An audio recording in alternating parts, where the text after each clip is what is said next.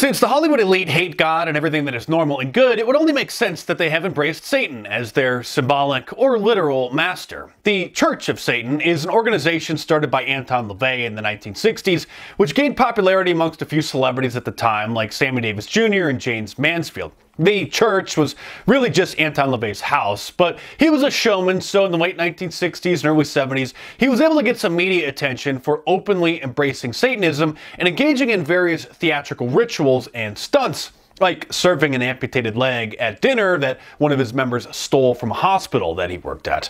Well, the group's 15 minutes of fame soon faded away. Satanism in Hollywood didn't. Rock stars and heavy metal bands in the 1980s and 90s continued to promote Satanism through their music.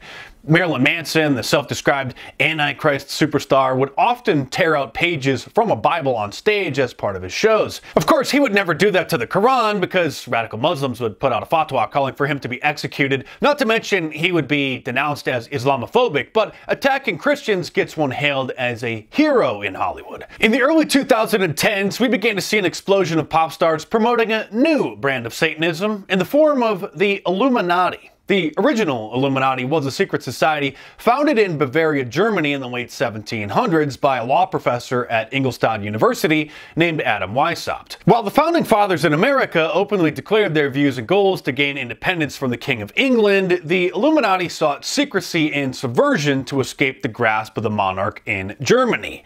After many of their members were discovered, rounded up, and arrested, it was said that the secret society was no more, but rumors have persisted for over 200 years that they survived and continued on.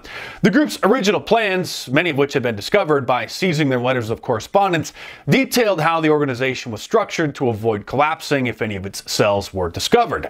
Some traced their symbols, slogans, and activities to the Skull and Bones secret society founded in 1832, and later to Bohemian Grove and to the Bilderberg Group, where many believe the Illuminati continue to operate today. Many people believe that these Illuminati members are privy to ancient philosophical secrets about the history of mankind and the supposed true nature of divine forces. Concerns and conspiracy theories about the Illuminati were mostly contained to the fringes of the internet until the early 2010s, when allegations of celebrity Illuminati involvement went viral through YouTube videos and social media postings. Many rappers and pop stars began incorporating Illuminati symbols into their music videos and hinting that they were somehow a part of it. None of these musicians were members of Skull and Bones or attending the Bohemian Grove, but by promoting the Illuminati and Satanism as cool, they laid the foundation for the widespread acceptance of Satanism, or Luciferianism as it's called. Those who follow this secret doctrine believe that the God who created the world and all living things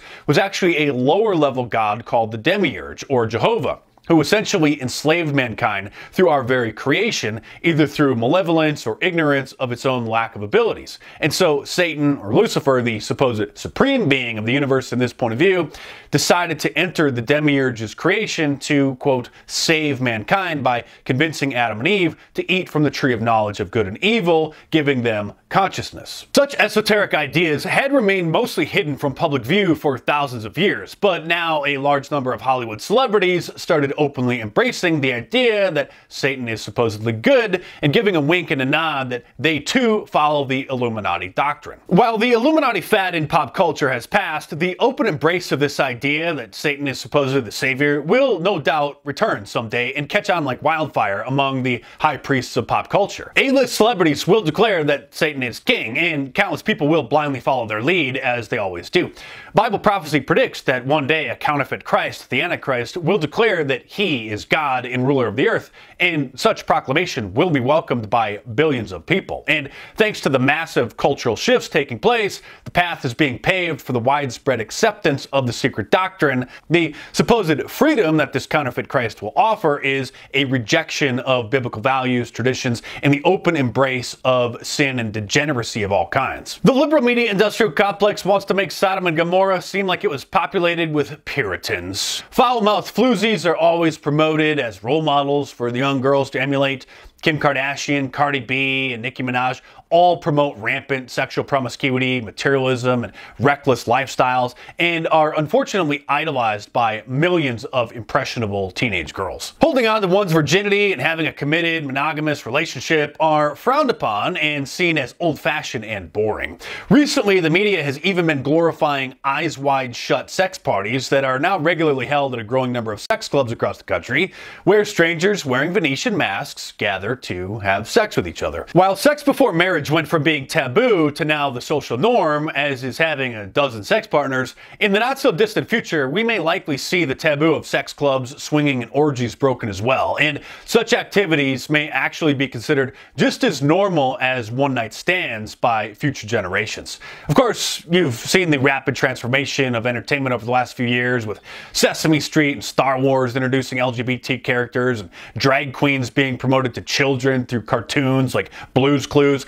These cultural shifts aren't happening by accident. There's a well-organized and funded agenda that's unfolding, and the liberal media industrial complex is trying to normalize all of this and at the same time demonize anyone who doesn't accept it. They want you to not only accept it, you're supposed to celebrate it. Part of their plan is to destroy the very foundational fabric of society, the family, and so much confusion that people don't even know which way is up anymore. Remember when Facebook increased the number of gender options from just male and female to include 58? Yes, 58 different choices, and then felt they didn't include enough, so then they changed the entry field from the list of 58 different options to a blank box so that users could just make up their own. That was back in 2014. Some thought that people were overreacting when mocking or denouncing this, but we've all seen what has happened since then. The cover of Time magazine even featured an agender person not that long ago, someone who claims to be neither male nor female, even though this person is a biological female with a uterus and 2 X chromosomes.